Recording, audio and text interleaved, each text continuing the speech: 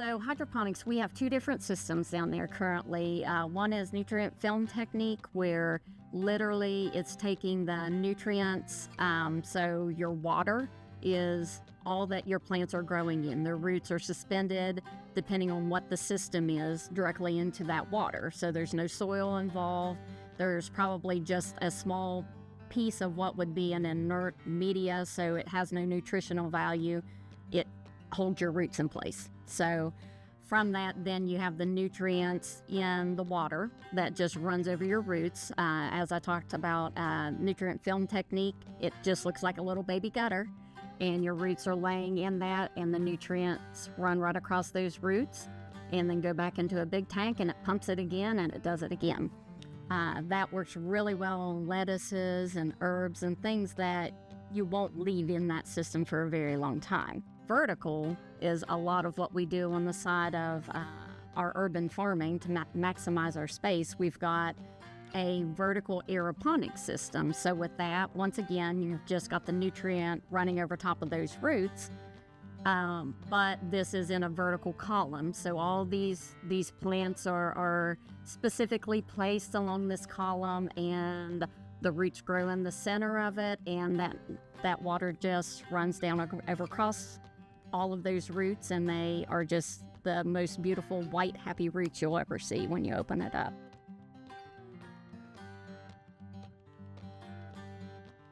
It's their food. It's what they eat. We try to look at it from that perspective as we talk about plants and almost humanize them.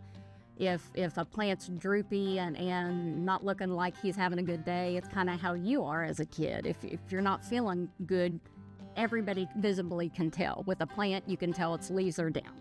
So is he thirsty? Is he hungry? Has he been out in the sun too long? Same way as a child.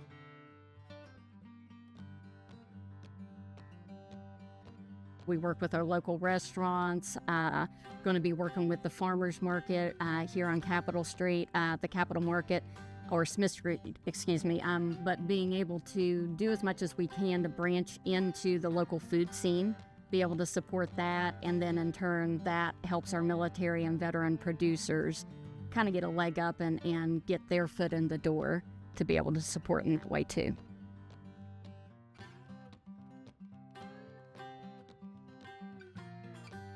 Recognizing where things come from, because in this day and age we've got to look more towards self-sufficiency and how do we take care of ourselves. I think as West Virginians we're maybe more in tune with that than other states, but really giving them the ability to understand that food doesn't just arrive on the grocer's shelf.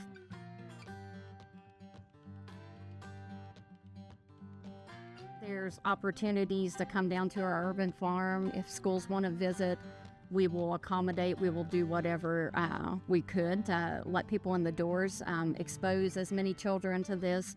If your school doesn't have an area already in play that you're gardening in, it doesn't mean that you can't visit somebody else's.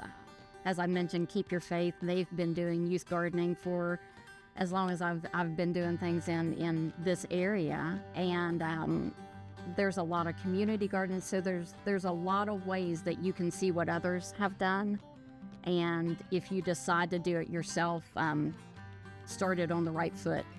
Just ask the questions, and we're all here to help.